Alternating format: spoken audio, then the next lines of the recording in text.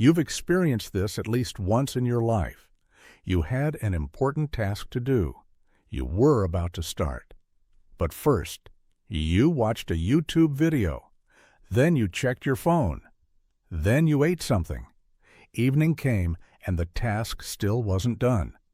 And that night, as you laid your head on the pillow, that familiar feeling crept in. Guilt. Research shows that more than 80% of people experience serious procrastination problems at some point in their lives. And this procrastination habit steals from an average person approximately 2 months' worth of productive time every year. 2 months. Think about that. So is this a character flaw? Proof that you're lazy? Absolutely not. And if you watch this video until the end, I'll prove it to you scientifically. Procrastination, as most people think, is not a time management problem. Years of research by scientists Fuskia Seroy and Timothy P. Kiel revealed that procrastination is actually an emotion regulation problem. So you're not postponing the task itself, you're escaping from the negative emotions that task awakens in you. Boredom, fear of failure, anxiety. Your brain directs you to Netflix, social media, or the refrigerator to protect itself from these emotions. It brings relief in the short term, but destroys you in the long term. Now let's look at what's happening in your brain. Your prefrontal cortex, your planning and decision-making center, tells you, let's start.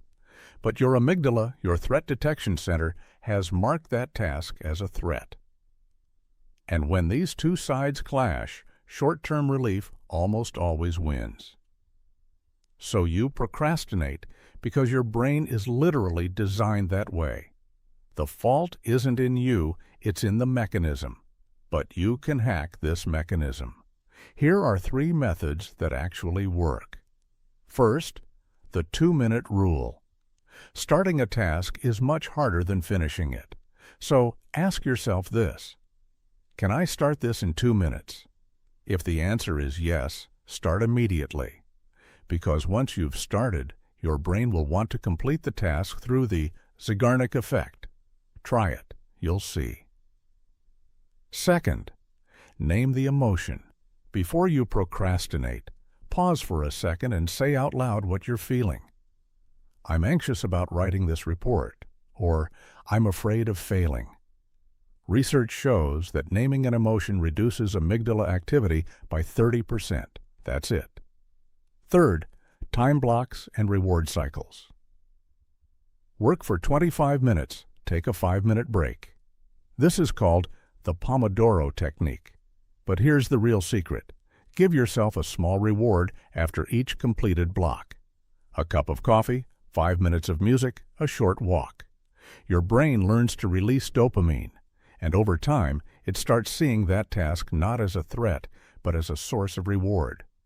Now stop and ask yourself, what is that task you've been putting off for months? Maybe learning a new skill, maybe a project you want to start, maybe healthy living habits.